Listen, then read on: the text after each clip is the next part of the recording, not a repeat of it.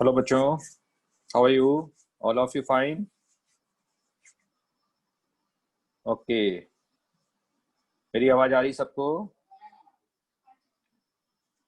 ठीक है, तो आज की क्लास को स्टार्ट करें। तो पिछली क्लास में हमने बात की थी एटॉमिक रेडियस के बारे में। ठीक है, आज आयनिक रेडियस के बारे में थोड़ा सा आपको आइडिया देंगे। ठीक है, और मैं चैट बंद कर रहा हूँ। ठीक है, चैट में आपका दिमाग ज़्यादा लगता है। ठीक है, तो अब चैट बंद कर दूंगा मैं। आपको कई दिनों से मैं बोल रहा हूँ कि चैट अननेसेसरी मत किया करिए, लेकिन ड्यूरिंग क्लास भी आपकी चैटिंग स्टार्ट होती रहती है। तो उससे क्या होता है कि मैं बिल्कुल नहीं देखता हूँ। जब मैं पढ़ाता हूँ तो क्लास आपके चैट की तरफ मेरा बिल्कुल ध्यान नहीं होता, आप कुछ भी लिखते रहो। ठीक है, तो इट इज़ बेटर कि आप जो है कंसंट्रेट रहें, जो मैं बोल रहा हूँ उसको सुने। ठीक है, हाँ हाँ, हेलो। तो इससे क्या होगा, आपका कंसंट्रेशन बनेगा। नहीं तो फिर आप चैटिंग करोगे और कुछ दिनों बाद मैं रिकॉर्डिंग देना भी बंद कर दूंगा, क्योंकि आपको लगता है कि मैं चैटिंग करूंगा, बाद में रिकॉर्डिंग से देख लेंगे। ठीक है, तो ऐसा बिल्कुल नहीं होने वाला। कुछ समय बाद रिकॉर्डिंग बंद होने वाली है आपकी। आपको क्लास में ही कंसंट्रेट होकर पढ़ना पड़ेगा, जैसे ऑफलाइन में पढ़ते हैं ना। ऑफलाइन में कोई रिकॉर्डिंग नहीं होती, मालूम है आपको? आपको क्लास में बैठ के पढ़ना पड़ता है वन टाइम। तो वन टाइम में आपको समझना है। ठीक है, ये तो आपको बेनिफिट मिल रहा है ऑनलाइन क्लास का, तो इसीलिए आपका कंसंट्रेशन नहीं बन रहा है। ठीक है, तो आगे से मैं जो है रिकॉर्डिंग भी बंद कर दूंगा। ठीक है, और ये बेकार के क्वेश्चन मत पूछें, रिशफलिंग कब होगी क्या होगी। ऑनलाइन में रिशफलिंग का कोई मतलब नहीं है, बैच सब बराबर है। ठीक है, आपके तो अब मैं, ठीक है, अब मैं क्लास आपकी म्यूट कर रहा हूँ। म्यूट ऑल मैंने कर ही दिया है। अब चैट भी मैं बंद कर रहा हूँ, नो वन चैट। ठीक है, ओके, आप कंसंट्रेट होके पढ़िए जिनको।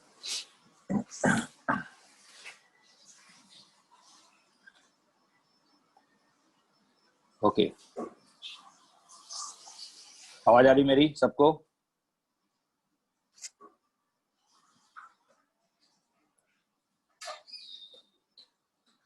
ओके, ठीक है, तो मैंने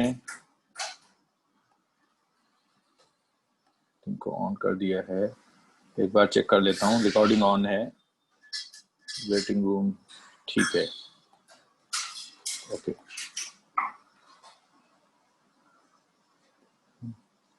ओके, तो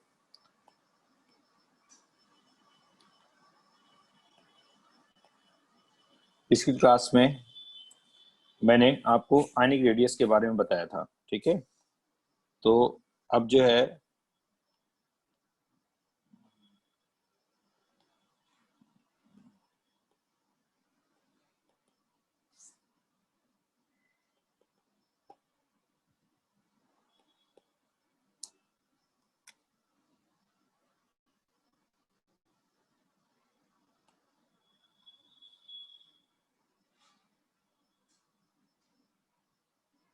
हेलो,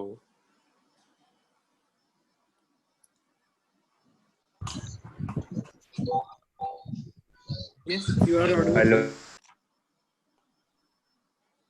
ठीक है,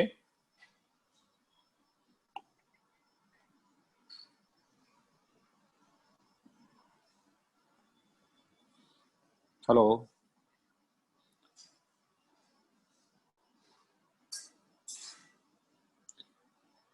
रेज योर हैंड, आप करके अपनी इंफॉर्मेशन बता सकते हैं। ठीक है, आवाज क्लियर है मेरी? ओके, ठीक है, यस। तो आगे की क्लास स्टार्ट करते हैं आज की। सबको मैंने अब देखिए, तो मैंने आपको पीरियोडिक ट्रेंड के बारे में बताया था, एटॉमिक रेडियस का। आयनिक रेडियस की बात करते हैं, थोड़ा सा आपको एटॉमिक साइज का रिवीजन करा देता हूँ। Atomic size, atomic radius trend के बारे में आपको बताया था। तो पहले अक्रॉस द पीरियड,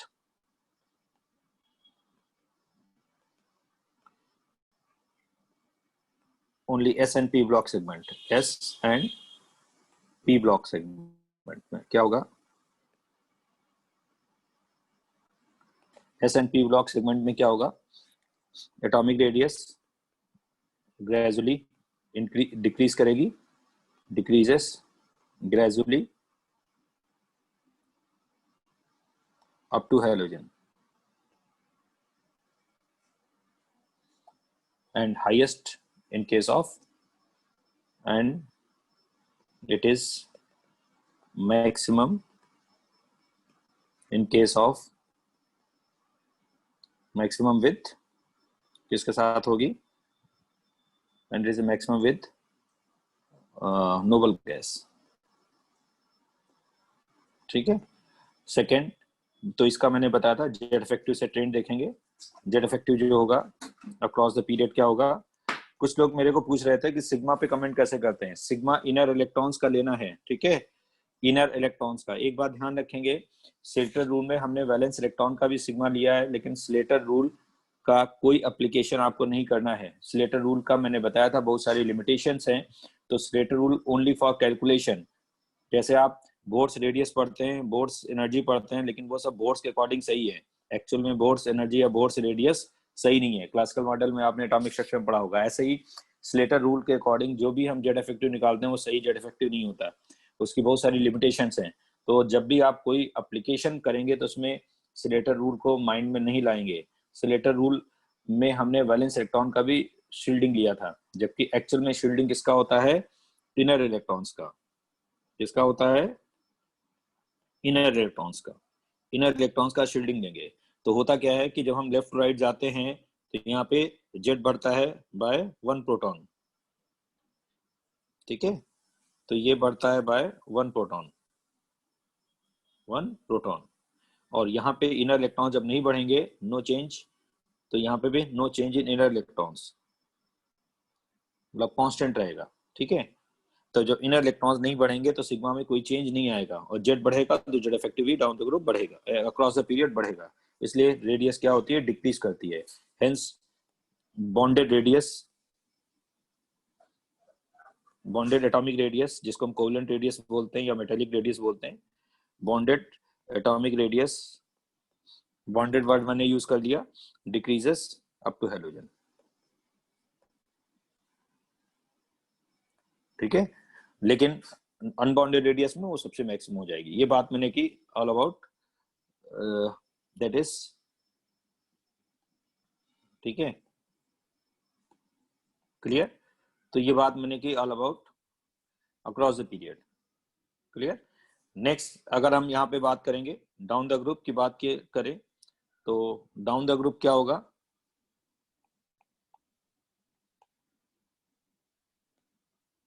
ठीक है, डाउन द ग्रुप अगर यहाँ पे देखेंगे, ठीक है, बॉन्डेड रेडियस का मतलब यहाँ पे हम बॉन्ड की बात कर रहे हैं, metallic radius and covalent radius. यहाँ पे सिंगल कोवेलेंट बॉन्ड है, जब वहां पे वॉन ओवर रेडियस की बात करते हैं तो वहां पे बॉन्डेड रेडियस नहीं है, वो नॉन बॉन्डेड एटम के बीच की रेडियस है, इसलिए बड़ी रेडियस होती है।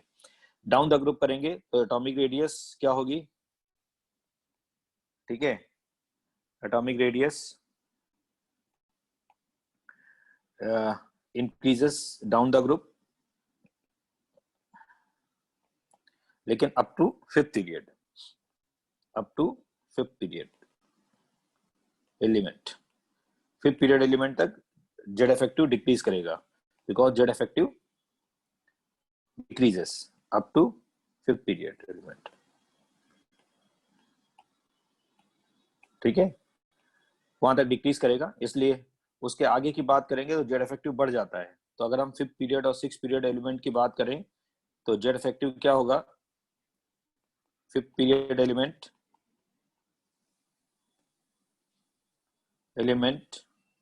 एंड सिक्स पीरियड एलिमेंट में जेड इफेक्टिव कहां पे ज्यादा होगा,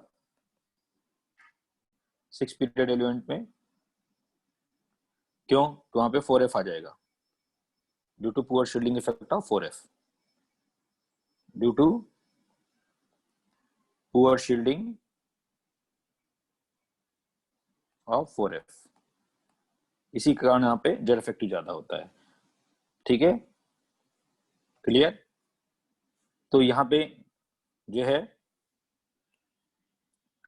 डाउन द ग्रुप की बात कर रहा हूं, तो इसीलिए मैंने आपको बताया था, लेकिन इसमें कुछ हमें छोड़ने पड़ेंगे accept first group, second group and third group. इसमें आप पे क्या होगा, 6 पीरियड तक जाएगा, क्योंकि वहां पे 4f इंट्रोड्यूस नहीं होता। तो इसी के बेसिस पे अगर हमने बोला कि वहां पे क्या होगा, order of atomic radius in alkali metal in first group क्या आएगा, lithium, sodium, potassium, rubidium, caesium. वैसे फ्रांसियम रेडियो एक्टिव होता है, फ्रांसियम की ज्यादा जरूरत नहीं होती, ये रेडियो एक्टिव एलिमेंट है, क्योंकि इसके बारे में हमारे पास ज्यादा इंफॉर्मेशन नहीं होगी क्योंकि लेस स्टेबल है। लेकिन साइज की बात करें तो ये साइज ग्रेजुअली बढ़ेगा, यहाँ पे सीजियम तक ही लेंगे। लेकिन अगर आप इसमें देखोगे तो साइज डिफरेंस बहुत ज्यादा नहीं होगा, क्योंकि फ्रांसियम में आपका जेड इफेक्टिव ज्यादा आ जाएगा। ठीक है, तो आप फ्रांसियम को छोड़ सकते हैं, एनसीईआरटी में केवल सीजियम तक गिवन है। ठीक है, ऐसे ही beryllium, magnesium, calcium, strontium, barium, radium. Radium radioactive है। ठीक है, तो इसको छोड़ सकते हैं, लेकिन साइज ग्रेजुअली बढ़ेगा। अब यहां तक तो साइज ग्रेजुअली इंक्रीज करेगा, लेकिन इनमें साइज डिफरेंस बहुत कम हो जाएगा, ज्यादा डिफरेंस नहीं आएगा, क्योंकि इसका जेड इफेक्टिव जो होगा वो ज्यादा होगा किस पे, बेरियम के जेड इफेक्टिव से, क्योंकि यहाँ पे 4f आ गया। ऐसे ही फ्रांसियम का जो जेड इफेक्टिव होगा वो सीजियम के जेड इफेक्टिव से ज्यादा होगा, क्योंकि वहां पे 4f आ गया। I don't see Joji defective yoga in your music. Clear,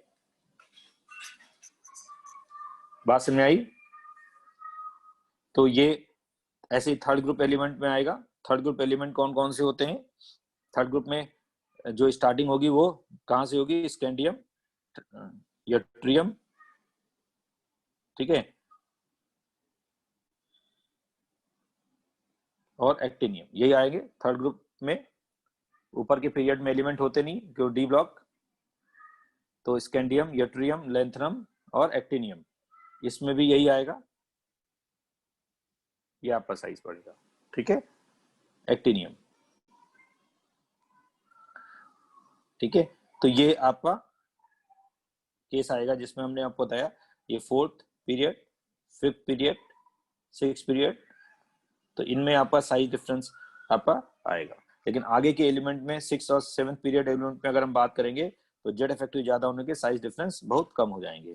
तो रेस्ट ऑफ द एलिमेंट में अगर हम बोलते हैं, ठीक है, तो यहाँ पे क्या होगा, रेस्ट ऑफ द एलिमेंट में फिफ्थ पीरियड एलिमेंट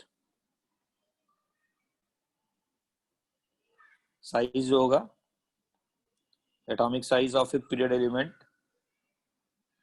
ठीक है, वो क्या होगा, सिक्स पीरियड एलिमेंट से atomic size of six period element कम होगा ज्यादा होगा, सिक्स पीरियड एलिमेंट से, तो साइज में ज्यादा डिफरेंस नहीं होगा, ज्यादा ही होगा, लेकिन ये डिफरेंस जो होगा वो कम हो जाएगा, एटॉमिक रेडियस। ठीक है, बहुत स्मॉल डिफरेंस आएगा, ऑलमोस्ट कंपेरेबल होंगे। ठीक है, ऑलमोस्ट इक्वल,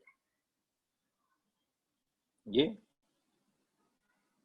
ऑलमोस्ट इक्वल आएगा। ठीक है, क्यों आएगा, क्योंकि जेड इफेक्टिव जो आपका बढ़ा हुआ शेल है उसको काउंटर बैलेंस कर देगा, क्योंकि यहाँ पे जेड इसका शेल बढ़ेगा और जेड इफेक्टिव भी उधर बढ़ेगा, तो वो जेड इफेक्टिव बढ़ेगा, वो बढ़े हुए उसको क्या करेगा, कम कर देगा। ठीक है, उसको काउंटर बैलेंस कर लेगा। तो जेड इफेक्टिव यहाँ पे जो होगा वो इसके जेड इफेक्टिव से वो ज्यादा होगा, इसका जेड इफेक्टिव कम होगा, इसका जेड इफेक्टिव ज्यादा होगा, क्योंकि यहाँ पे एफ आ जाएगा। क्लियर, तो ये तो बात की मैंने down the group across a period, लेकिन इसमें हम डी को जब इन्वॉल्वमेंट कर देंगे तो डी के इन्वॉल्वमेंट में क्या होगा, डी सेगमेंट में ठीक है। तो डी का सेगमेंट अगर हम लेते हैं तो उसमें क्या होगा, atomic radius in d block segment, d block element में क्या होगा,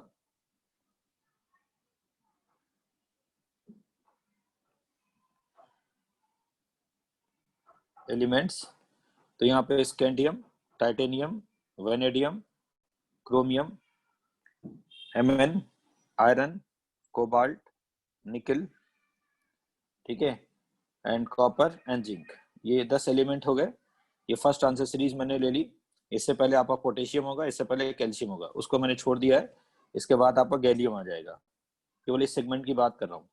तो यहाँ पे क्या होगा, इसमें इलेक्ट्रॉन वैलेंस शेल में जाएंगे। अब देखिए, जब जेड इफेक्टिव की बात करेंगे तो जेड माइनस सिग्मा, और सिग्मा इनर इलेक्ट्रॉन्स का होगा, ठीक है। तो अब यहाँ पे जब आएगा तो इसमें इलेक्ट्रॉन आपका क्या होगा, D1 4s2, electron valence shell में नहीं जाएगा, इनर शेल में जाएगा। तो यहाँ पे क्या होगा, जेड इफेक्टिव बढ़ेगा, सिग्मा बढ़ेगा। क्यों बढ़ेगा, due to by increase in inner electron. लेकिन यहाँ पे जो होगा वो 4s कैल्शियम, सॉरी ये कैल्शियम होगा, यहाँ पे बेटा मैंने लिख दिया, ये यहाँ पे ये कैल्शियम होगा और ये पोटेशियम होगा। तो इसमें 4s2 आएगा, इसमें 4s1 आएगा। अब इसमें इलेक्ट्रॉन वैलेंस शेल में जा रहा है, वैलेंस शेल में जाने से सिग्मा कांस्टेंट रहेगा। लेकिन जब यहाँ पे जाएंगे तो 3d2, 3d3, 3d5, अब ये 4s1, 3d5, 4s2 inner electrons में, इनर शेल में जाएंगे तो ये इंक्रीज बाय 1 इलेक्ट्रॉन,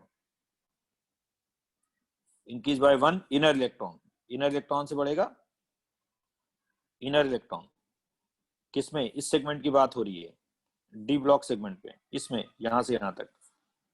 इसमें तो इधर पी ब्लॉक में या इधर एस ब्लॉक में सिग्मा कांस्टेंट रहेगा, क्योंकि इनकमिंग इलेक्ट्रॉन वैलेंस शेल में जाएगा। अब ये भी बढ़ेगा और ये भी बढ़ेगा, इंक्रीज बाय 1 प्रोटॉन।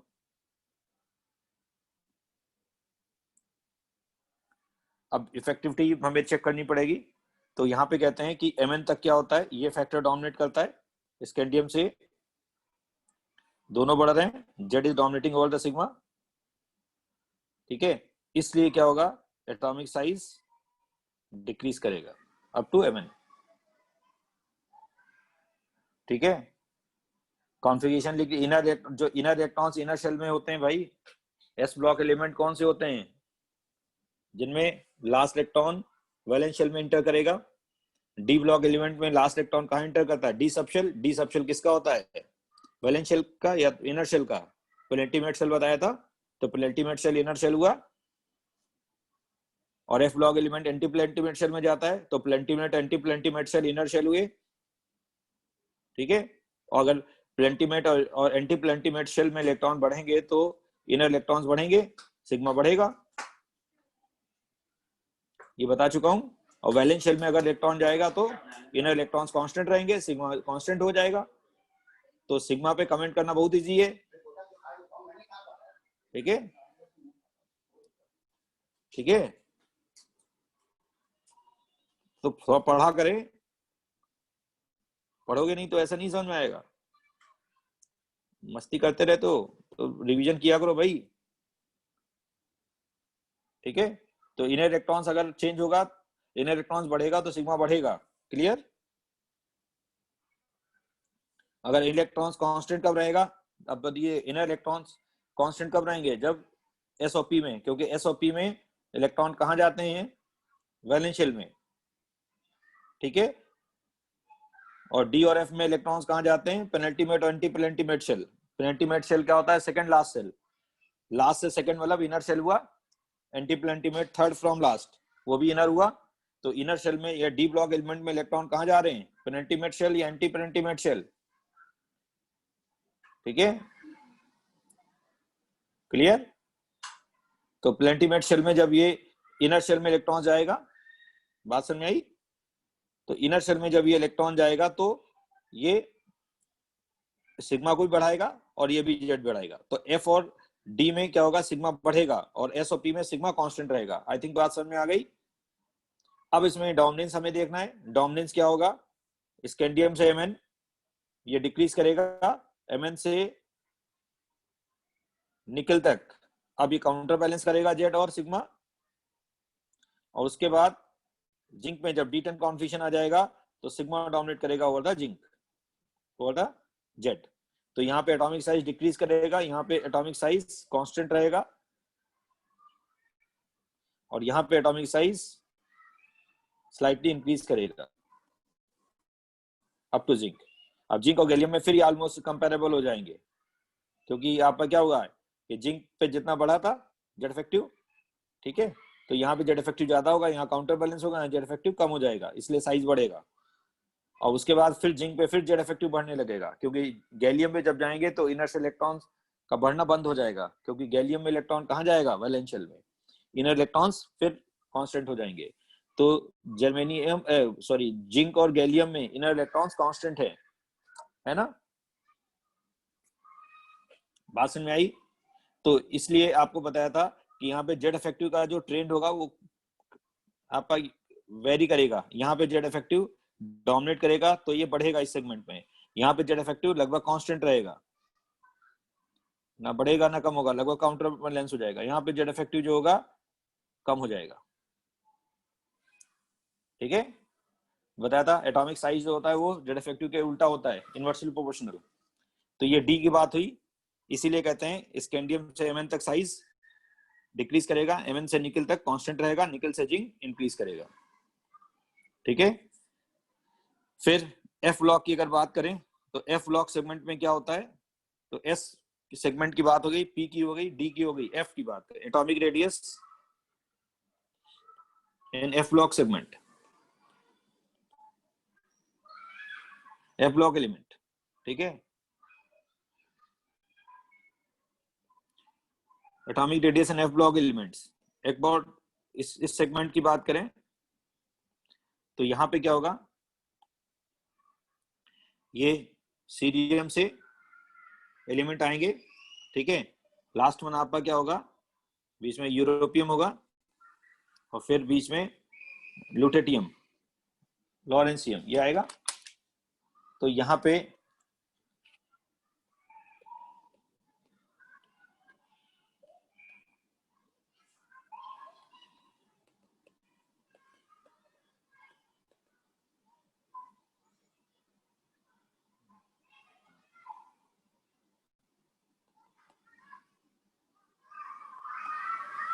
लुटेंटियम ये आएंगे 14 एलिमेंट, ठीक है। ये देखो अगर हम देखें तो ये लेंथेनाइट सीरीज है, ठीक है।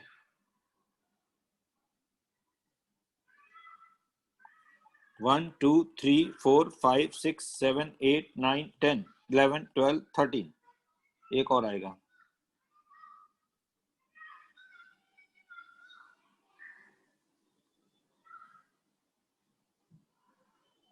एचओ आएगा यहाँ पे 1 2 3 4 5 6 7 8 9 10 11 12 13 एक और आएगा इसमें, वो मैं लिख देता हूँ। ये आएगा यहाँ पे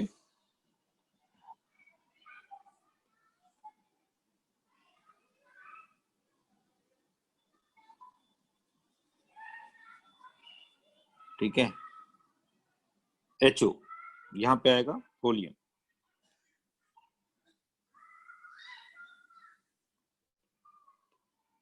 ठीक है।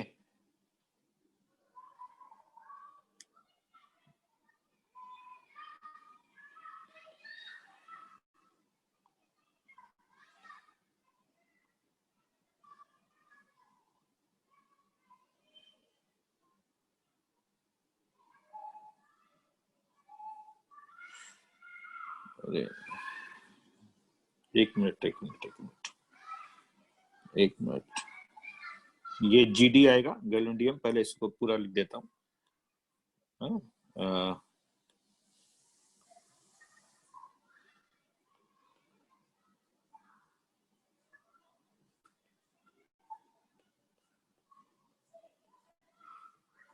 ये dy होगा,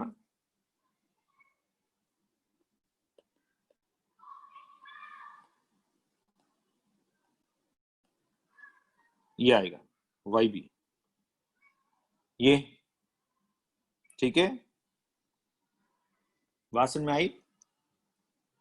तो यहाँ पे क्या आएगा 1 2 3 4 5 6 7 8 9 10 11 12 13 14। अब इसमें क्या होगा, इस सेगमेंट की बात करें, यहां से यहां तक पूरे लेंथेनाइड सीरीज में जेड इफेक्टिव का केस देखें, Z minus sigma of inner electrons, inner electrons क्या होंगे, ठीक है।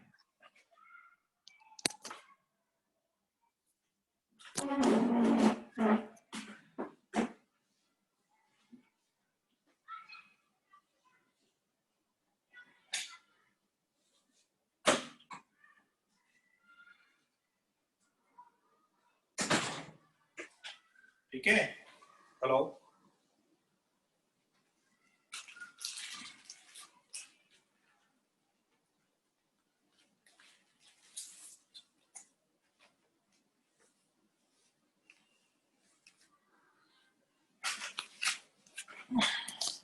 हेलो, हेलो, आवाज आ रही है मेरी? मैंने फुल आवाज कर रखी है भाई, मेरे साइड से तो नेट ठीक आ रहा है। तो यहाँ पे देखेंगे, ये आपका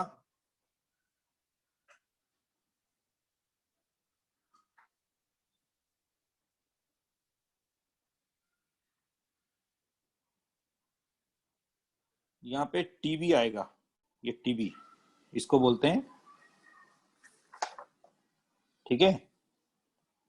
अब देखिए, अब कमेंट करिए यहाँ पे सिग्मा पे क्या होगा, इसके इनमें वैलेंस इलेक्ट्रॉन कहाँ जाते हैं, इसका general outer outer electronic configuration बताया था, outer electronic configuration F block element का क्या होता है, n-2 f1 2 14 n-1 d 0 r1 ns2, ये बताया गया। इलेक्ट्रॉन कहाँ पे जा रहा है, इसमें जाएगा एंटी प्लेंटिमेट शेल में, तो ये इनर शेल हुआ नहीं हुआ, इसी में जाएगा ना, इनर शेल हुआ तो इलेक्ट्रॉन बढ़ेंगे, तो ये आपका क्या होगा, increase by 1 inner electrons, gradually 1 inner electrons बढ़ेंगे, ठीक है, inner electrons gradually 1 inner electrons बढ़ेगा यहाँ पे, ठीक है, इस सेगमेंट की बात कर रहा हूं मैं। अब जेट क्या कितने यूनिट से बढ़ेगा लेफ्ट टू राइट जाने पे, अरे यार,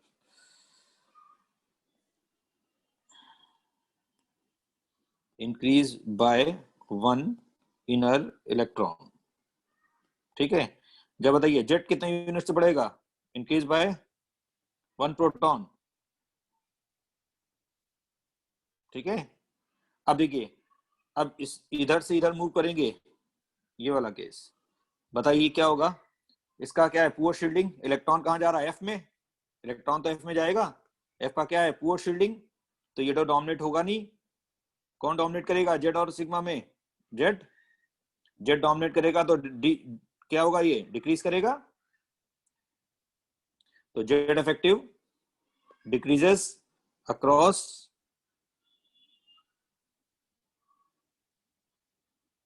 द लेंथेनाइड सीरीज,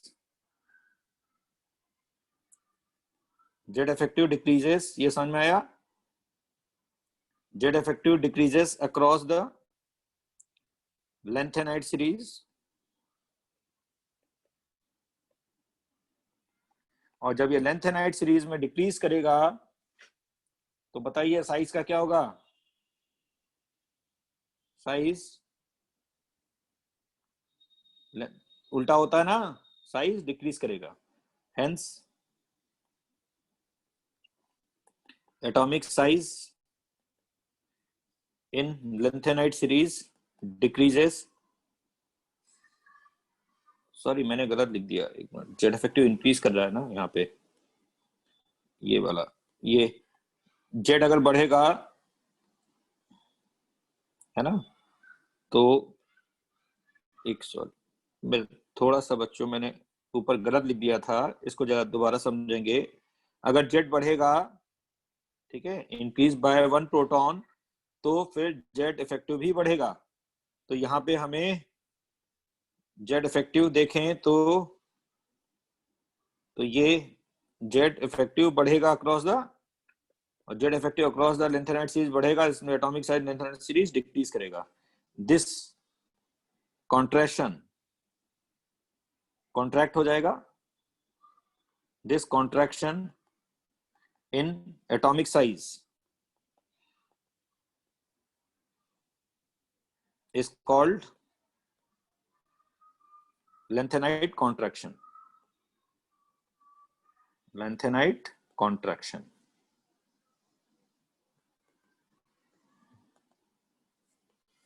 इसको लेंथेनाइट कॉन्ट्रैक्शन बोलते हैं, ठीक है, क्योंकि यहाँ पे जो सिग्मा जेड होगा वो किसके कारण होगा, किस में जा रहा है, इन 4f, 4f जा रहा है, 4f subshell increase by 1 inner electrons in 4f, और 4f का पूरा शील्डिंग इफेक्ट होता है, जिसके कारण आपका क्या होगा, साइज कॉन्ट्रैक्ट होगा, जेड इफेक्टिव डोमिनेट करेगा, और ये लेंथेनाइट कॉन्ट्रैक्शन कहलाता है। इसमें एक एक्सेप्शन है जो मैं आपको बता देता हूं, एक्सेप्ट ईयू, यूरोपियम होता है इसमें, ये वाला यूरोपियम जो है, ये वाला, ये हाईएस्ट साइज होता है, एक्सेप्ट यूरोपियम हैज, ठीक है, largest size in lanthanide series element.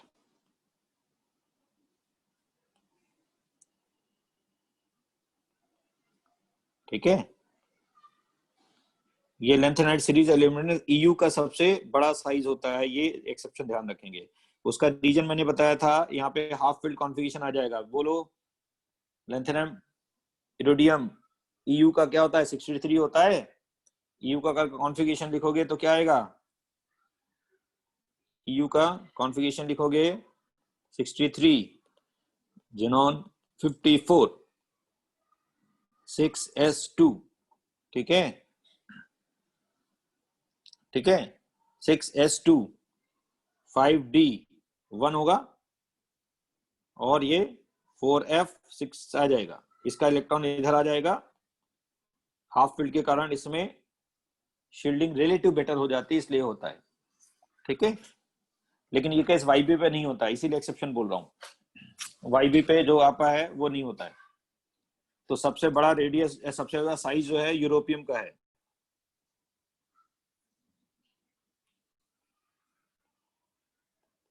It is europium, ठीक है, सबसे बड़ा यूरोपियम होगा साइज में। बात समझ में आई? क्योंकि जब हाफ फील्ड कॉन्फ़िगरेशन या फुल फील्ड कॉन्फ़िगरेशन, उसका जेड सिमेट्रिकल डिस्ट्रीब्यूशन होता है, उसके कारण होता है। क्लियर? तो ये एक्सेप्शन ध्यान में रखेंगे, बाकी सब क्लियर है। Similar trend is observed in actinide series. Actinide series में भी क्या होगा, थोरियम से, एक्टिनाइट सीरीज में थोरियम से कहां जाएंगे, लॉरेंसियम Lr, ठीक है। तो ये एक्टिनाइट सीरीज आएगी, इसमें भी आपका सिमिलर ट्रेंड आएगा, एटॉमिक साइज डिक्रीज करेगा, एटॉमिक साइज डिक्रीजेस।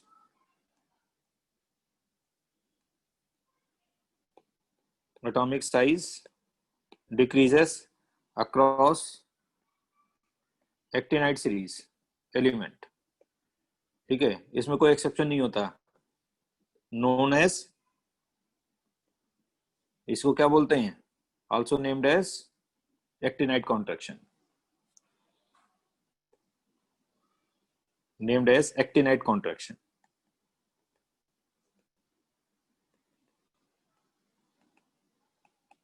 ठीक है। वाईबी में नहीं लगता, इसीलिए तो मैंने एक्सेप्शन बोला है उसका। वो केवल मैंने यहाँ पे पहले लिख दिया है लार्जेस्ट, लिखा ना मैंने, यहाँ पे देखिए मैंने क्या लिख दिया, largest among largest in among all largest size among all lanthanide series element. ठीक है, YB नहीं है, YB में ऐसा नहीं है, among all element इसी में आता है. ठीक है, तो मैंने अगर YB आ जाता तब तो एक्सेप्शन नहीं रहता, तो उसकी बात तो हम एक्सप्लेन कर सकते थे, लेकिन वहां पे क्या है कि ऐसा हो सकता है कि YB में जब प्रोटॉन भी न्यूक्लियस में ज्यादा होंगे तो उसका जेड डोमिनेट कर सकता है. तो ऐसा हो सकता है कि EU का जो जेड इफेक्टिव है उसमें अगर हम बोलें तो जेड माइनस सिग्मा, उस केस में क्या हो रहा है, दोनों बढ़ रहे हैं क्योंकि इनर इलेक्ट्रॉन्स भी बढ़ रहा है, जेड भी प्रोटॉन बढ़ रहा है, लेकिन उस केस में जब ये 4f14 आ जाएगा, 7 आ जाएगा तो उसका डोमिनेट करेगा जेड पे, इसलिए ये कम हो गया.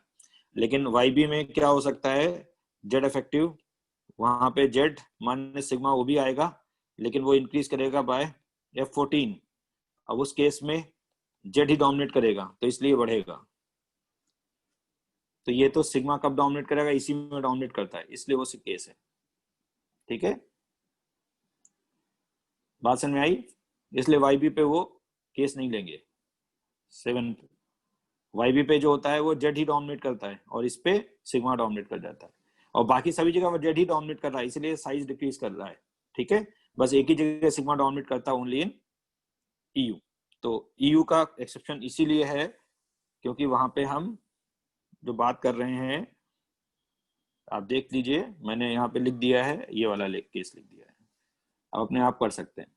ठीक है, पढ़ेंगे तब समझ में आएगा, पता नहीं करेंगे, पढ़ने से आता है, ये सपना देखने से नहीं आता है, पढ़ोगे नहीं सब ऐसे थोड़ी हो जाएगा. ठीक है, बात समझ में आई. ये सेकंड लास्ट स्लाइड, ये आपकी लास्ट स्लाइड, अपने आप नोट कर लीजिए, मैंने इसको कर दिया है. बाकी कहीं नहीं है. EU में उसका रीजन क्या है, जेड, और सिग्मा में सिग्मा डोमिनेट करता है, इसलिए जेड इफेक्टिव डिक्रीज करता है.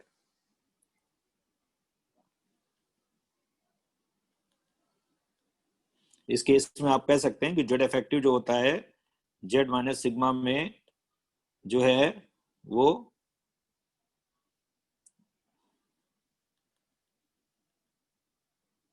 वैसे तो जेड इफेक्टिव इस केस में क्या हो जाएगा, कम हो जाएगा, क्योंकि जेड और सिग्मा में कौन डोमिनेट करेगा, सिग्मा डोमिनेट करेगा. ठीक है, इसलिए यूरोपियम का ध्यान रखेंगे. यूरोपियम जो होगा ये लार्जेस्ट साइज होगा. एक्टिनाइड में कोई एक्सेप्शन नहीं है, केवल लेंथेनाइड में ही है. ठीक है, एक्टिनाइड में रेगुलर डिक्रीज करेगा, no exception.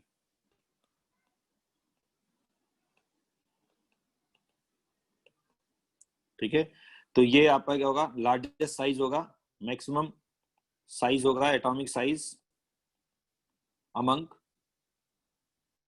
All lanthanide series element, among all lanthanide series element.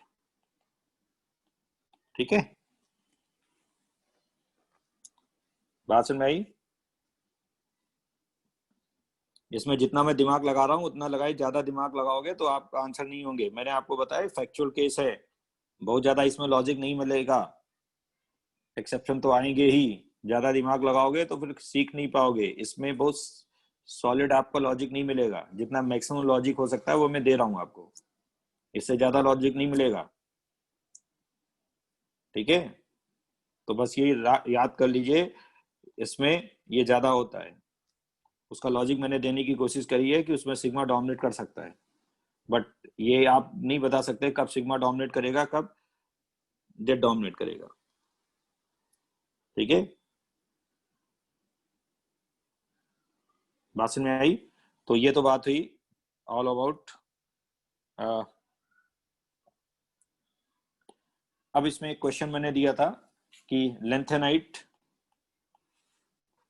Sorry, zirconium and hafnium, zirconium and hafnium both are different period element, इनके साइज डिफरेंट सेम होते हैं, and zirconium and hafnium are different period element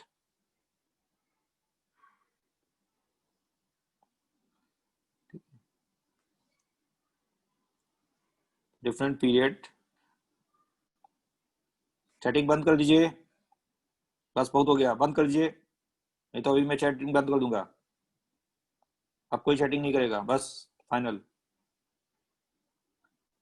different period element, ठीक है, zirconium hafnium are different period element,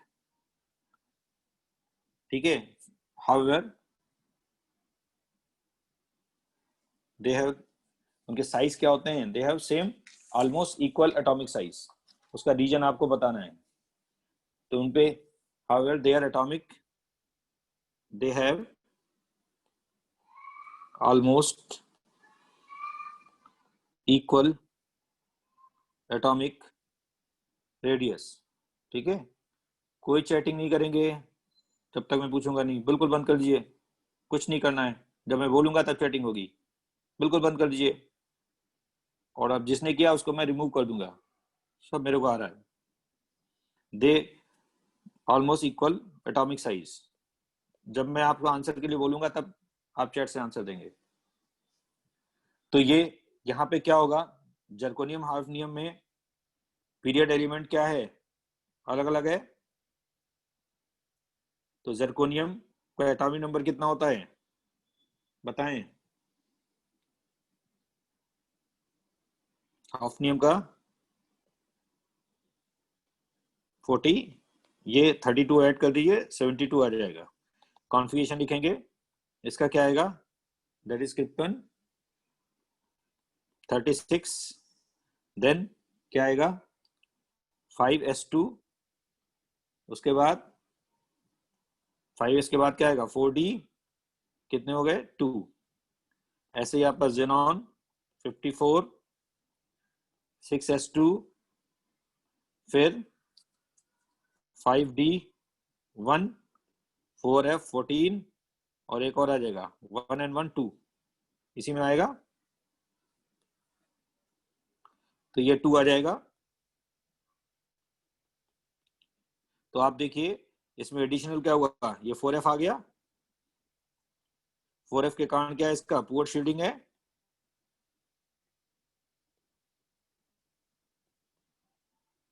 जिसके कारण क्या होगा, Z effective यहाँ पे बढ़ जाएगा।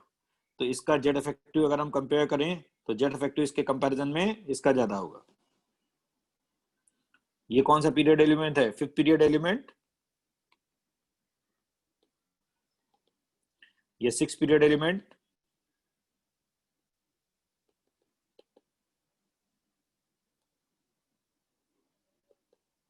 ये सिक्स पीरियड। तो आप देखिए यहाँ पे जेड इफेक्टिव क्या होगा, इसका ज्यादा होगा, जिसके कारण वो इंक्रीज सेल के इफेक्ट को नलीफाई कर देगा। इसीलिए इसका रेडियस जो मिलता है वो आपका इट इज 160 पिकोमीटर, और इसका जो आता है 159 पिकोमीटर। इसीलिए इनके साइज आप भी कहते हैं ऑलमोस्ट इक्वल होते हैं। Due to poor shielding Z effective बढ़ जाएगा, इंक्रीजेस ऑन वैलेंशियल, जिसके कारण क्या होगा, hence contraction in size occurs, contraction in size occur, hence size and atomic size gets almost equal, almost equal, ठीक है, बात समझ में आई। दूसरा ही सिमिलर क्वेश्चन एक और है, डी के कारण वैसे जो है बहुत स्ट्रॉन्ग, डी और एफ में शील्डिंग किसका बेटर होगा, पुअर शील्डिंग एफ का होगा या डी का होगा, पुअर शील्डिंग एफ का होगा, ठीक है। तो यहाँ पे डी में एक ही केस मिलता है इन केस ऑफ गैलियम और इंडियम। जैसे ही हम गैलियम पे जाते हैं तो वहां पे डी का एक केस आता है, बाकी डी का कोई ऑब्जर्वेबल केस नहीं है, only in one case gallium और एल्युमिनियम में।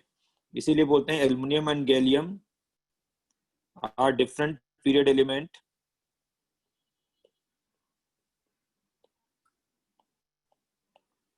however their atomic size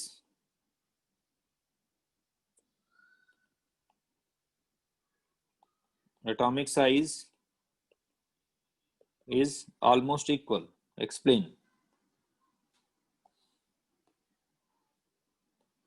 तो उसको एक्सप्लेन करने के लिए वहां पे एक रीजन दिया जाता है 3D का पुअर शील्डिंग। डी का एफ में तो हमारे बहुत सारे केस, एफ में तो क्या होता है कि सभी केस में जेड इफेक्टिव बढ़ता ही है बहुत ही, लेकिन डी के केस में तो एफ के केस में तो जेड डोमिनेट ही करता है, लेकिन डी के केस में कुछ ही केस है जहां पे डी का डोमिनेंस होता है। डी का डोमिनेंस शील्डिंग इफेक्ट बताया था जहां पे किसका जिंक में होता है। अभी मैंने आपको बताया था कि जब स्कैंडियम से जिंक तक जाते हैं तो बीच में एमएन आता है, तो यहाँ तक तो आपका क्या होता है, जेड और सिग्मा में कौन डोमिनेट कर रहा है, सिग्मा।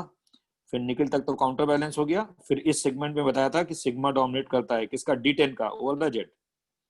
तो ये गैलियम जस्ट इधर आ जाता है। तो यहाँ पर भी ये क्या होता है, इस केस में सिग्मा और जेड में जिंक के बाद जस्ट गैलियम आता है, तो इसमें भी ये सिग्मा डोमिनेट कर।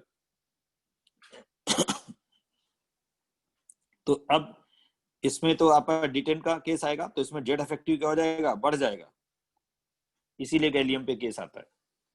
तो ये आधा केस बिल्कुल जिंक के एडजेसेंट होने के कारण गैलियम पे आता है। तो गैलियम का भी जो होगा जेड इफेक्टिव वो ज्यादा होगा due to poor shielding effect of.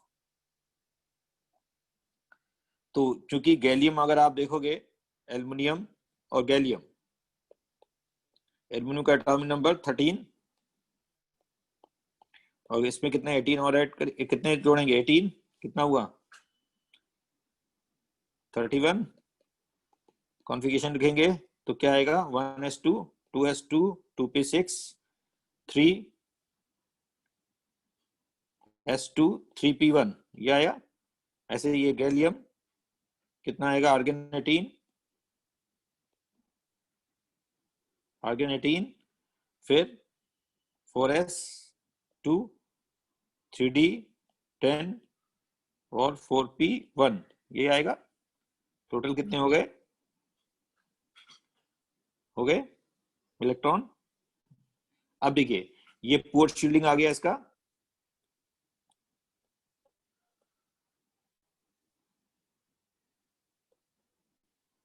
Shielding of 3d10, और ये क्या है, जिंक के एडजेसेंट है।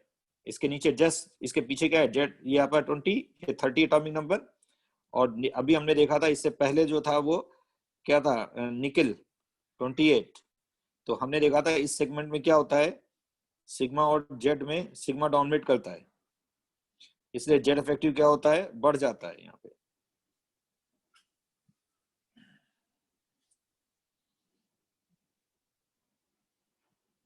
सॉरी कम हो जाएगा, एक मिनट। यहाँ पे जेड इफेक्टिव कम हो जाएगा, लेकिन जब इस पे जाएंगे, ठीक है, तो इसमें भी आपका क्या होगा, इसमें भी D10 रहेगा। तो अब इसमें जो इलेक्ट्रॉन आपका आएगा इस केस में, तो इन दोनों के कंपैरिजन में जेड और सिग्मा में उल्टा हो जाता है। तो जेड इफेक्टिव एकदम से क्या होता है, बढ़ता है, क्योंकि इसका इलेक्ट्रॉन वैलेंस इलेक्ट्रॉन कहाँ जाएगा, P1 में, ये क्या ना। तो जेड इफेक्टिव अब यहां से इन दोनों में कंपेयर करें तो इसके जेड इफेक्टिव जो होगा वो और इसके जेड इफेक्टिव में यही एक ऐसा केस है जो डोमिनेट करता है, ज्यादा हो जाएगा, जिसके कारण साइज जो बढ़ा हुआ है वो कॉन्ट्रैक्ट होकर लगभग इक्वल हो जाएगा। ठीक है, तो बाकी D10 का कोई आपको ऐसा केस नहीं मिलेगा, एल्युमिनियम और गैलियम में ही ये ऐसा केस आएगा। तो ये आपको याद रखना है, बाकी केस में तो कोई ऐसा नहीं होगा। In case of gallium D10 का डोमिनेट करेगा क्योंकि वो जिंक के एडजेसेंट है इसलिए। तो इसमें आपका क्या होगा, साइज जो होगा वो, इसका जो साइज आता है 140 पिकोमीटर, 131 नहीं 133 पिकोमीटर, सॉरी, इसका 143 पिकोमीटर, और इसका जो साइज आता है 140 पिकोमीटर। तो आप देखो साइज थोड़ा सा इसका बड़ा है, उल्टा ट्रेंड आ रहा है। तो अगर हम ऑर्डर देखें, order of atomic size in 13 group element, तो आपका 13 ग्रुप में क्या आएगा, boron, aluminium, gallium, indium, thallium. Size down the group बढ़ेगा, ये आएगा, ठीक है, ये आएगा, ये आएगा, लेकिन यहाँ पे एक्सेप्शन है, गैलियम का साइज एल्यूमिनियम से बड़ा नहीं है, ये एक्सेप्शन है।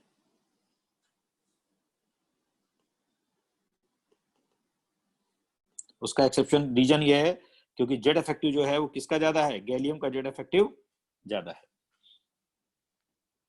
ठीक है। उसका रीजन ये है क्योंकि जेड इफेक्टिव जो होगा गैलियम का पोर्ट शील्डिंग होने के कारण ये डोमिनेट करेगा। तो इसका अगर हम रीजन लिखें तो गैलियम का जेड इफेक्टिव ज्यादा है देन एल्युमिनियम के जेड इफेक्टिव से, ड्यू टू पोर्ट शील्डिंग, ये रीजन है। तो ये एक्सेप्शन ध्यान रखेंगे, ठीक है। बात समझ में आई? तो वैसे D10 का और कोई जगह केस नहीं होगा, केवल गैलियम और एल्युमिनियम में ही आता है, बाकी कहीं डोमिनेंस नहीं है। गैलियम आपका क्या है एक्चुअल में, ये लिक्विड मेटल है, इसलिए ये केस बन जाता है, इसका क्रिस्टलाइजेशन भी नहीं होता है। गैलियम जो होता है room temperature as a liquid form में होता है, तो वो एक केस है जिसके कारण इसका फिजिकल स्टेट के कारण भी ये एक्सेप्शन दिखता है, ठीक है। अब मैंने बात की ऑल अबाउट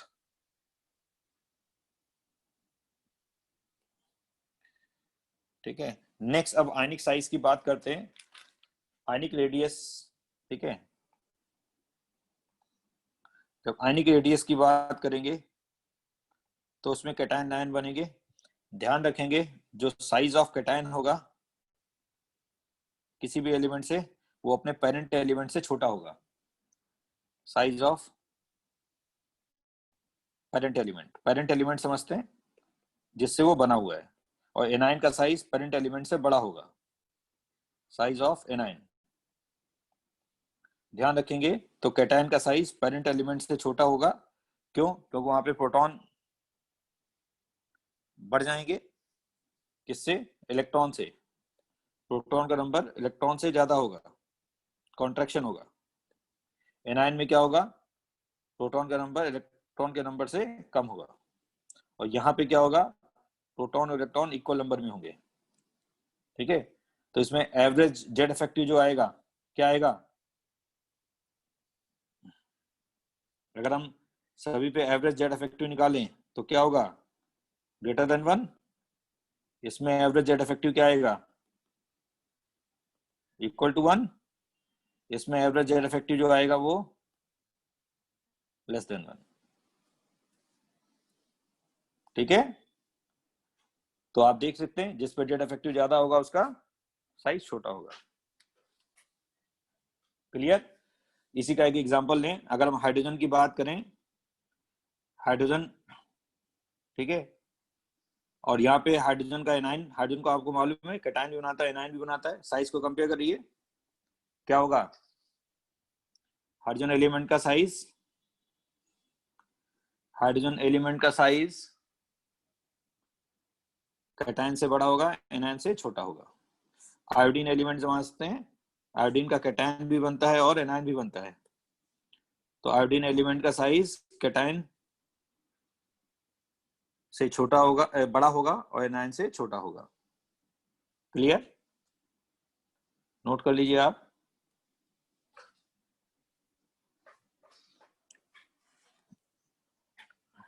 तो बात समझ आई ये एलिमेंट में।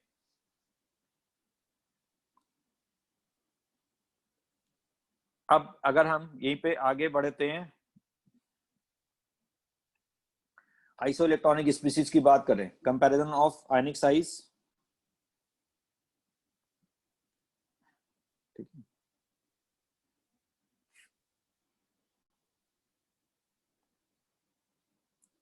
कंपैरिजन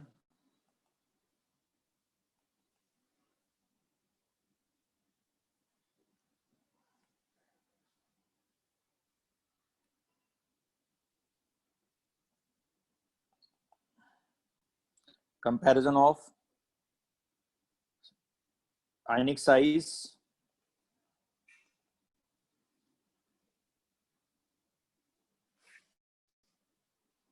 चैटिंग बंद कर दीजिए, बिल्कुल चैटिंग बंद कर दीजिए,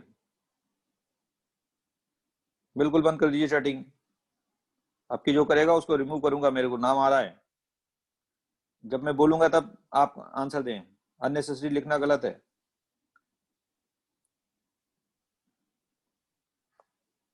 तो comparison of ionic size among isoelectronic species, among isoelectronic species।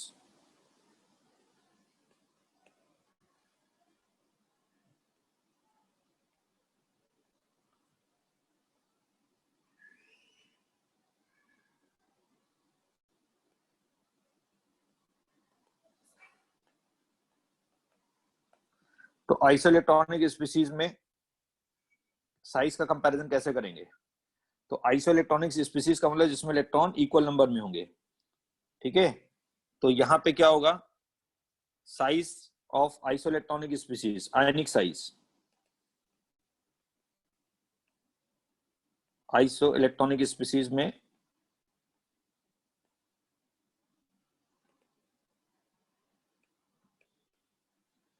Species inversely proportional to Z by ratio,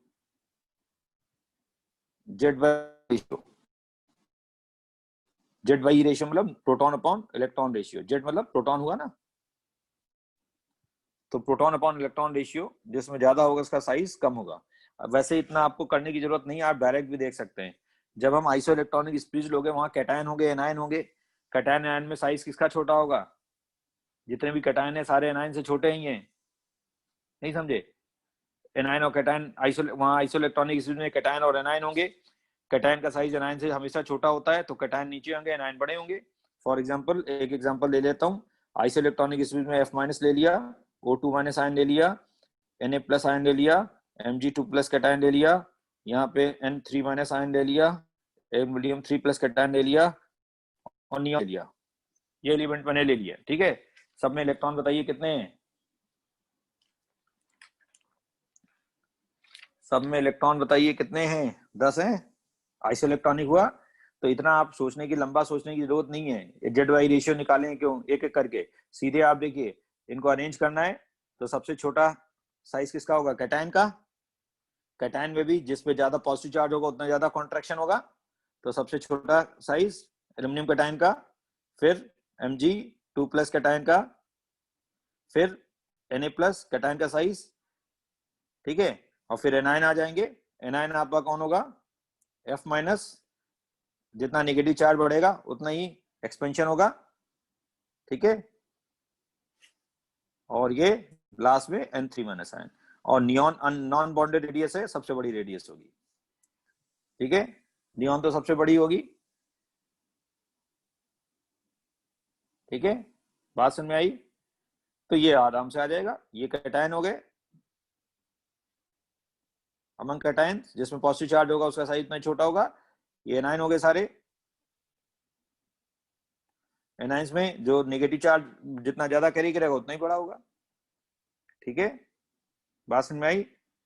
अब जेड वाई रेशियो निकाल लेना, वही आएगा, न्यूट्रॉन अपॉन प्रोटॉन रेशियो। अब इलेक्ट्रॉन यहाँ पे कितना है? 10 है सभी में। प्रोटॉन वेरी करेंगे। अब प्रोटॉन अपॉन 9/10, ये आपका 8/10। प्रोटॉन तो यही होंगे, इसमें 11 प्रोटॉन 10, इसमें 12 प्रोटॉन अपॉन 10, इसमें 7/10, ये 13 प्रोटॉन, इसमें 10 इलेक्ट्रॉन, इसमें 10/10। खरी तो वैसे एक्सेप्शनली नोबल गैस आएगा, नॉन बॉन्डेड रेडियस है, आ जाएगा। जिसकी वैल्यू सबसे कम है 0.7 उसकी रेडियस सबसे बड़ी है, जिसकी वैल्यू सबसे ज्यादा है 1.3 उसकी रेडियस सबसे कम, ठीक है। एक केस और देखिए, आइसोइलेक्ट्रॉनिक स्पीसीज में क्लोराइड आयन ले लिया, सल्फाइड आयन, K+, ठीक है, आर्गन, ठीक है, K+, P3- ion, calcium cation, Ca2+ cation and argon ion. बताइए साइज को कंपेयर करिए, ऑर्डर ऑफ साइज कितने इलेक्ट्रॉन है? सभी आइसोइलेक्ट्रॉनिक है। तो ऑर्डर ऑफ साइज बताएं। सबसे छोटा 18 है। सबसे छोटा कैटायन आएगा। कैटायन कौन सा? कैल्शियम। 2 यूनिट चार्ज है। फिर K+, फिर एनाइन में सबसे छोटा एनाइन, फिर S2- आयन, फिर P3- आयन, और सबसे बड़ा आर्गन, क्योंकि वो नॉन बॉन्डेड रेडियस है। बोलिए। तो ये एनाइन हो गए, सॉरी ये एनाइन हो गए, और ये कैटायन हो गए। कैटायन सभी एनाइन से छोटे होंगे। रेशियो निकाल से आ जाएगा, लेकिन इतना कैलकुलेट करने की जरूरत नहीं, डायरेक्ट आपको बताया है। ट्रिपल भी कर सकते हैं। क्लियर? और आर्गन को तो सबसे ज्यादा रखना है। ठीक है। अब कुछ मैं आपको एलिमेंट पूछ रहा हूं जिनके बारे में आप बताएंगे। ठीक है। चलिए आप मेरे को बताइए, सबसे छोटा एलिमेंट कौन सा है? सबसे छोटा element, smallest element among all element, smallest element जिसका साइज सबसे कम है, कौन है? हाइड्रोजन। सबसे छोटा मोनोवेलेंट कैटायन, स्मॉलेस्ट मोनोवेलेंट समझते हैं, जिसपे 1 यूनिट चार्ज हो, mono atomic cation. Mono atomic cation जिसमें एक ही एटम का कैटायन हो, कौन होगा? हीलियम कैटायन बनाता क्या बेवकूफ?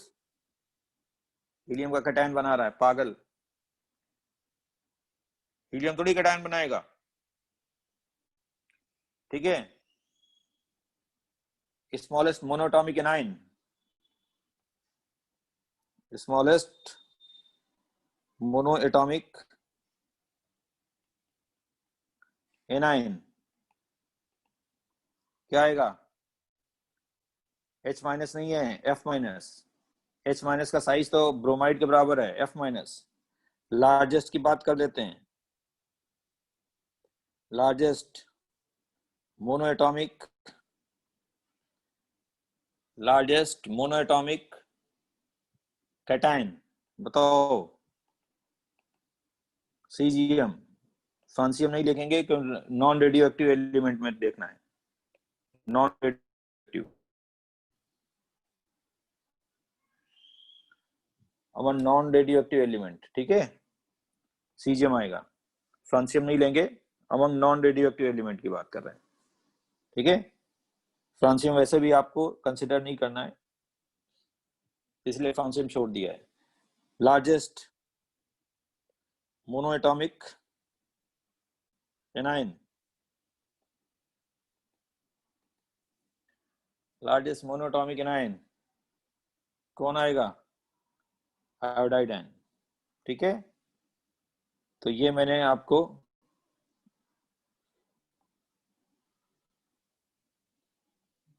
ठीक है। चलो बताइए, 4 मैं एलिमेंट लिख रहा हूं। बेरिलियम, ठीक है, लिथियम, मैग्नीशियम और एल्युमिनियम। इनको अरेंज करिए order of size, atomic size.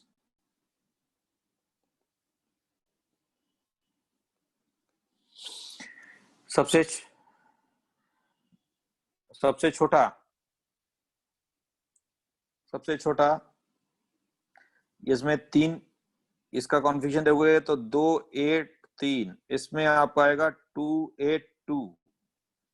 ठीक है। इसका करोगे तो 2 1, इसका करोगे तो 2,2। इसमें 2 पीरियड है, 2 शेल है, 2 शेल वाला छोटा होगा। सबसे छोटा बेरिलियम, फिर लिथियम, फिर थर्ड पीरियड एलिमेंट आएंगे। थर्ड पीरियड एलिमेंट में क्या आएगा? मैग्नीशियम। एल्युमिनियम में एल्युमिनियम छोटा होगा लेफ्ट टू राइट जाने पे, और फिर मैग्नीशियम ये आएगा। बात समझ में आई? क्लियर? लिथियम बेरिलियम एक पीरियड में आता है, लेफ्ट टू राइट जाने पे साइज कम होता है, बेरिलियम का साइज छोटा होगा। ये एक पीरियड एलिमेंट में आएंगे, सेकंड पीरियड एलिमेंट, ये थर्ड पीरियड एलिमेंट, ये सेकंड पीरियड एलिमेंट,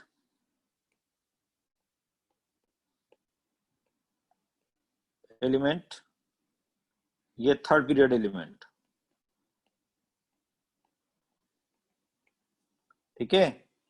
अब अगर मैं यहाँ पे कैटायन बना दूं, इसको मैंने बेरिलियम 2 प्लस कैटायन बोल दिया, लिथियम का क्या होगा 1 plus cation, magnesium 2 plus cation, aluminium 3 plus cation. तो कैटायन में क्या होगा, ये हट जाएगा, ये इलेक्ट्रॉन हट जाएगा। ठीक है। अब अगर मैं यहीं पे कैटायन बोल दूं, बताइए अब क्या आएगा, एटॉमिक रेडियस के अलावा अगर हमने इसमें कैटायनिक रेडियस डाल दिया, ठीक है, तो be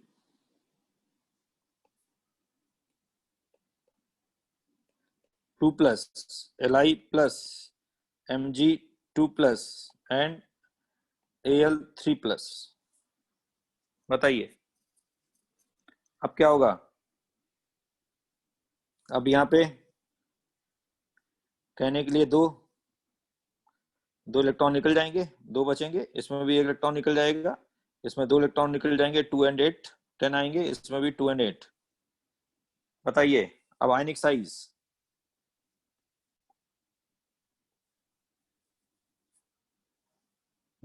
order of ionic size,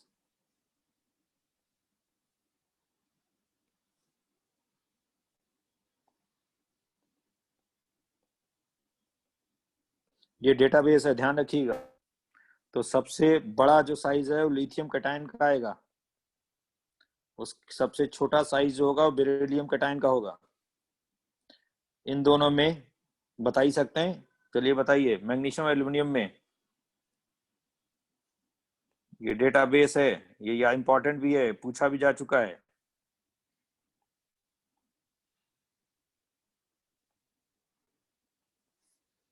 अब मैग्नीशियम एल्युमिनियम में छोटा कौन होगा, एल्युमिनियम, अभी जेड आइसो इलेक्ट्रॉनिक स्पीड में बताया था, और मैग्नीशियम होगा। इसका मैं डेटा भी लिख देता हूँ। इसका जो होता है 76 पिकोमीटर लिथियम का, इसका जो आता है 72 पिकोमीटर, इसका जो आता है वो 74 पिकोमीटर, ये जो आता है वो 53 पिकोमीटर एल्युमिनियम कैटायन, और ये बेरिलियम जो आता है 45 पिकोमीटर। एटॉमिक और आयन में रेडियो का चेंज आ गया, क्यों, एल्युमिनियम का साइज कॉन्ट्रैक्शन के कारण, 3 यूनिट का चार्ज आया ना, तो बहुत ज्यादा कॉन्ट्रैक्ट हो गया। एटम में देखो जो ट्रेंड आ रहा था वो आयन में ट्रेंड नहीं आएगा, तो ऐसा नहीं कि एटम का जो ट्रेंड मिलेगा वो आयन में चेंज मिलेगा। ठीक है, तो ये आपका इंपॉर्टेंट है। ठीक है, ये याद करिए,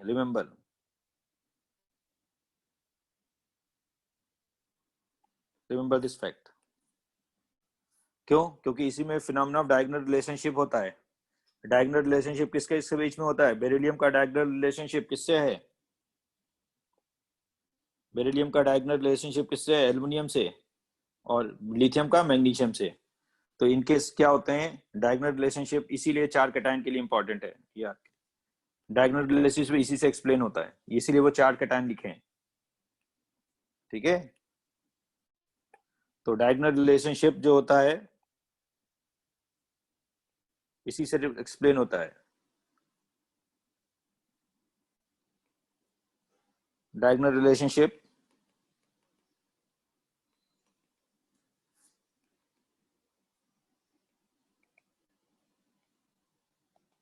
जिसको DR शॉर्ट में बोलते हैं, डिपेंड्स अपॉन, डायगोनल रिलेशनशिप किस पे डिपेंड करेगा, is due to almost equal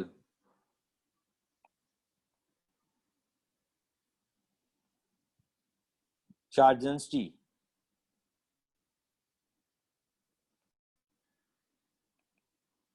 almost equal charge density between pair of metal cation, between pair of metal cation,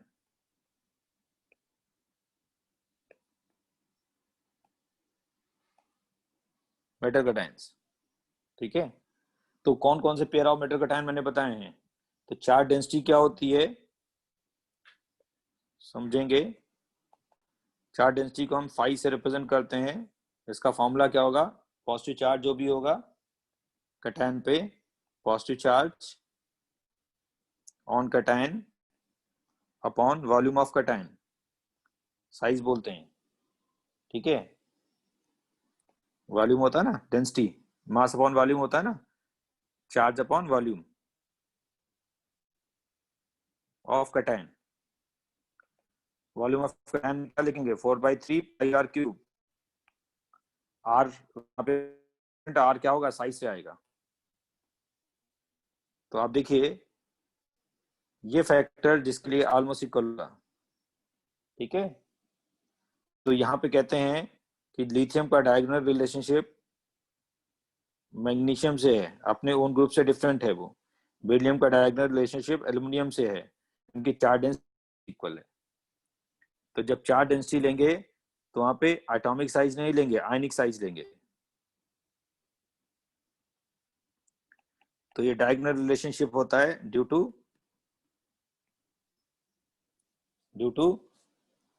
almost equal charge density. dr is due to almost equal charge density। तो जब charge density कौन सी radius लेंगे, यहाँ पे r की जगह atomic, r की जगह कौन सी रेडियस लेंगे, आयनिक रेडियस लेंगे ना, बात में आई। रेडियस लेंगे तो वो आपका लिथियम और बेरिलियम, लिथियम का चार्ज डेंसिटी इसके इक्वल हो जाएगा। तो बोलते हैं phi of lithium cation, phi मतलब charge density of lithium cation is almost equal to phi charge density of magnesium cation. लगभग ये होता है, इसलिए इसमें डायगोनल रिलेशनशिप है। ऐसे ही बोलते हैं फाई ऑफ बेरिलियम कैटायन और phi charge density of aluminium cation, वो भी ऑलमोस्ट इक्वल होगा, इसीलिए इनमें डायगोनल रिलेशनशिप होता है। डायगोनल रिलेशनशिप में क्या होता है, pair of element involved in diagonal relationship shows similar property with diagonally placed element and must show different property with own group element। Lithium क्या होगा, अपने ग्रुप एलिमेंट से डिफरेंट प्रॉपर्टी शो करेगा, और जो मैग्नीशियम से सिमिलर प्रॉपर्टी शो करेगा वो डायगोनल रिलेशनशिप आएगा। ठीक है, कहने का मतलब है जो प्रॉपर्टी, कुछ तो बेरिलियम की कुछ प्रॉपर्टी मैग्नीशियम से सिमिलर होगी, लेकिन जो प्रॉपर्टी एल्यूमिनियम से सिमिलर होगी वो मैग्नीशियम से सिमिलर नहीं होगी, उसको डायगोनल रिलेशनशिप में रखेंगे, ध्यान रखेंगे। तो डायगोनल रिलेशनशिप में किसको बोलते हैं, जो डायगोनली प्लेस्ड एलिमेंट के साथ सेम होनी चाहिए और ओन ग्रुप मेंबर के साथ वो डिफरेंट होनी चाहिए। ठीक है, तो ये डायगोनल रिलेशनशिप में आता है। ऐसे ही यहाँ पे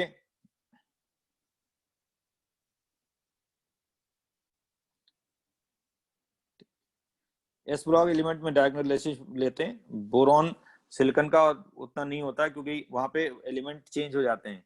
बोरॉन नॉन मेटल है और सिलिकॉन मेटलॉइड है। ठीक है, इसलिए वहां पे डायगोनल रिलेशनशिप उतना इफेक्टिव नहीं होता है। ये डायगोनल रिलेशनशिप केवल दो ही एलिमेंट इन्हीं में देखते हैं बस, बाकी कहीं नहीं। ठीक है, तो ये डायगोनल रिलेशनशिप आएगा और ये इसके साथ डिफरेंट प्रॉपर्टी शो करेगा। ऐसे यहाँ पे सोडियम आएगा। ठीक है, तो सोडियम आपका क्या होगा इसके साथ, तो लिथियम का जो प्रॉपर्टी मैग्नीशियम से सिमिलर होगी वो सोडियम के साथ सिमिलर नहीं होगी, उस प्रॉपर्टी को डायगोनल रिलेशनशिप में रखेंगे। इसीलिए कहा जाता है सही जो रिप्रेजेंटेशन होता है किसी ग्रुप का वो कहां से शुरू होता है, थर्ड ग्रुप एलिमेंट से नहीं, सेकंड ग्रुप एलिमेंट से शुरू नहीं होता, थर्ड ग्रुप एलिमेंट से शुरू होता है। और इसीलिए जिनसे सही रिप्रेजेंटेशन शुरू होता है उनको टिपिकल एलिमेंट बोलते हैं। क्या बोलते हैं, named as typical element. Third group element, typical element,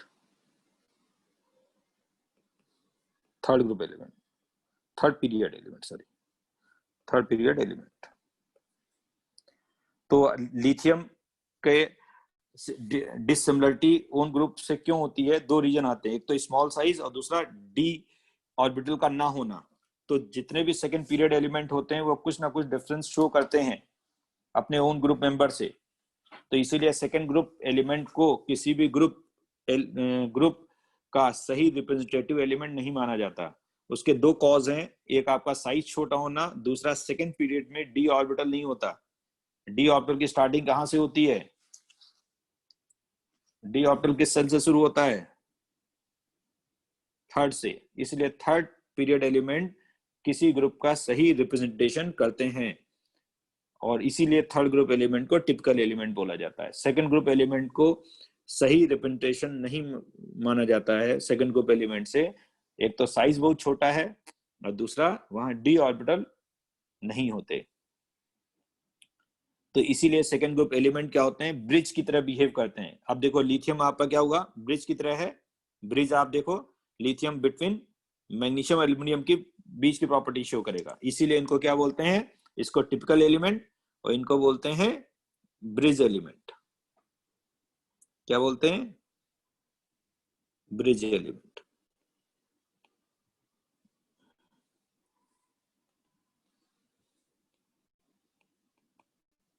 bridge element ये ब्रिज की तरह है। लिथियम आपका किसके रेस्पेक्ट में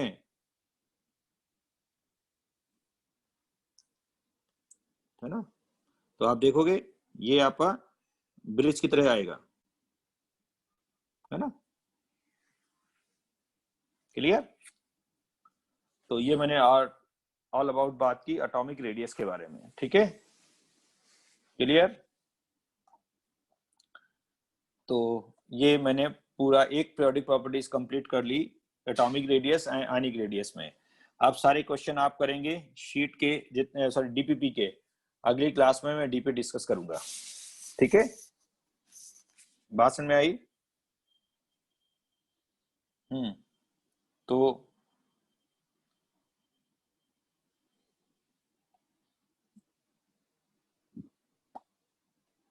ठीक है, तो